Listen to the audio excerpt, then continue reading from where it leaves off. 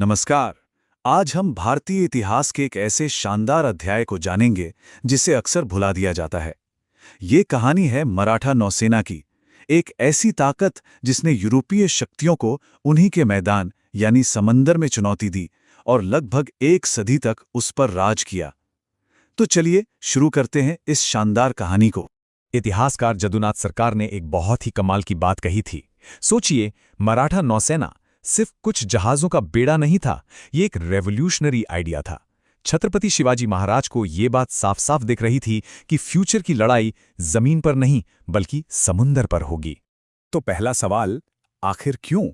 17वीं सदी में जब सबके सब जमीन के लिए लड़ रहे थे तो एक हिंदुस्तानी शासक की नजर समंदर पर क्यों पड़ी? इसका जवाब उस वक्त के हालात में छिपा है। देखिए, यूरोपियों के आने से पहले हिंद महासागर में व्यापार शांति से होता था, सबके लिए रास्ते खुले थे। लेकिन फिर आए पुर्तगाली, डच और अंग्रेज, और उन्होंने शुरू किया कार्ताज सिस्टम। मतलब अपने ही समुंदर में चलने के लिए हिंदुस्तानी जहाजों को विदेशी ताकतों को पैसा देना पड़ेगा। सोचिए जरा, ये एक तरह की समुद्री दादागिरी थी। तो शिवाजी महाराज के लिए ये लड़ाई दो मोर्चों पर थी। एक तरफ समंदर में ये यूरोपी ताकतें और दूसरी तरफ तट पर जंजीरा के सिद्धि। इन्हें कहते थे घर में घुसा चूहा। ये लोग तट पर अचानक हमला करते और लूटपाट मचा देते थे। अब ऐसे में अपने घर को बचाने का एक ही रास्ता था, समंदर पर कब्जा। तो अब बात आती है हल की। शिवाजी महाराज ने सिर्फ प्रॉब्लम नहीं देखी, उन्होंने उसका सोल्यूशन भी निकाला। और सोल्यूशन क्या था? एक ऐसी नेवी, एक ऐसा आर्माडा जो दुश्मनों को उन्हीं की भाषा में जवाब दे। मराठों ने जो नेवी बनाई उसे कहते हैं ब्राउन वाटर नेवी। इसका मतलब यह है कि ये कोई बड़े बड़े गहरे समंदर में जाने वाले जहाज नहीं थे। नहीं, ये छोटे थे, फुर्तीले थे और कोंकण के तटीय इलाकों के चैंपियन थे।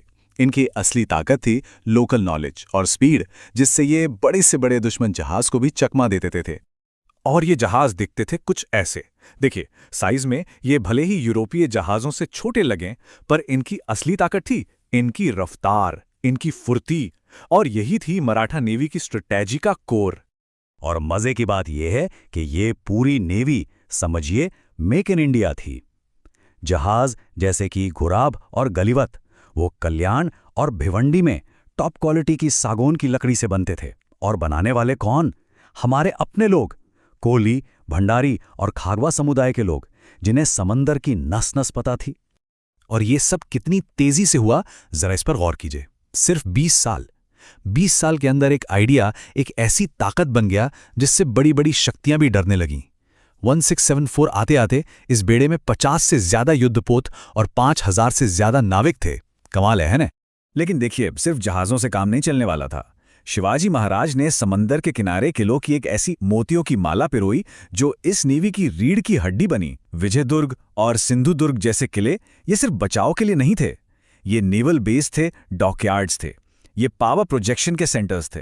तो शिवाजी महाराज ने नींव रख दी, लेकिन कहानी में एक और जबरदस्त किरदार की एंट्री होनी बाकी थी।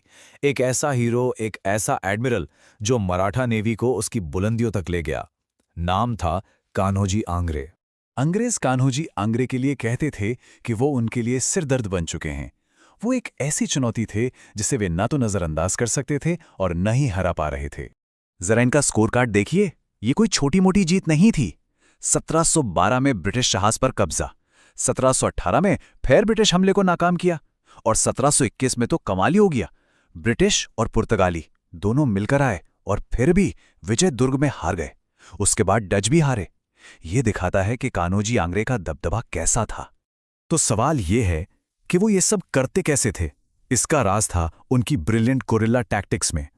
वो जानते थे कि खुले समुद्र में सीधी लड़ाई फायदेमंद नहीं है, तो वो क्या करते?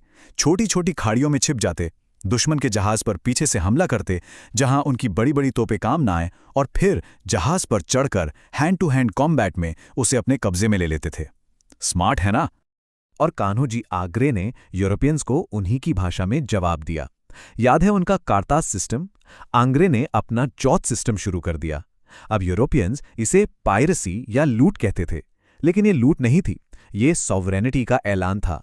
एक साफ साफ संदेश था कि ये समंदर हमारा है और अगर यहां से गुजरना है तो टैक्स देना होगा।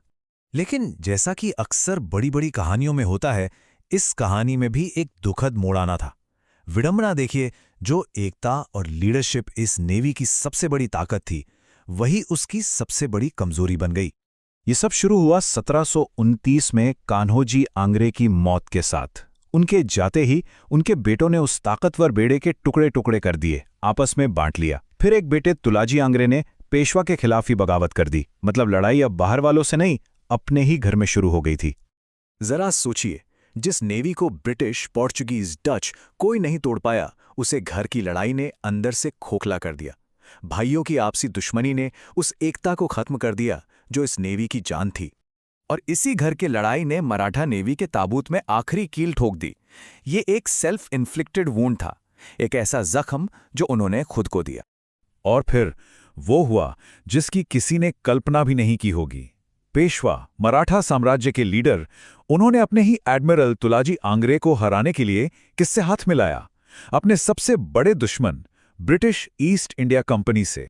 इस अलायंस का नतीजा 9,000 से ज्यादा की फौज, एक ऐसी फौज जिसमें मराठा और ब्रिटिश सैनिक साथ लड़ रहे थे। और निशाना क्या था? एक मराठा किला, विजयदुर्ग। ये इतिहास की सबसे बड़ी त्रासदियों में से एक है। 1756 में विजयदुर्ग की लड़ाई, जहां मराठों की जमीनी फौज ने अंग्रेजों की मदद की अपनी ही नेवी को तबाह करने के लिए। सोचिए, जिस नेवी ने सालों तक कोंकण को बचाया, उसे खुद मराठों ने ही खत्म कर दिया। बस उस एक लड़ाई ने सब कुछ बदल कर रख दिया। मराठा नेवी का अंत हो गया और उसके साथ ही भारतीय समंदर पर ब्रिटिश राज का रास्ता हमेशा के लिए साफ हो गया।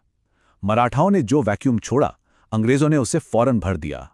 तो आखिर में ये सवाल हमारे सामने खड़ा होता है, एक सदी तक मराठा नेवी ने दुनिया की बड़ी बड़ी ताकतों को चुनौती दी, पर क्या उसका सबसे बड़ा दुश्मन समंदर के पार था या घर के अंदर ही छिपा बैठा था? ये कहानी हमें यही सोचने पर मजबूर करती है कि कभी-कभी सबसे बड़ा खतरा बाहर से नहीं, बल्कि अंदर से आता है।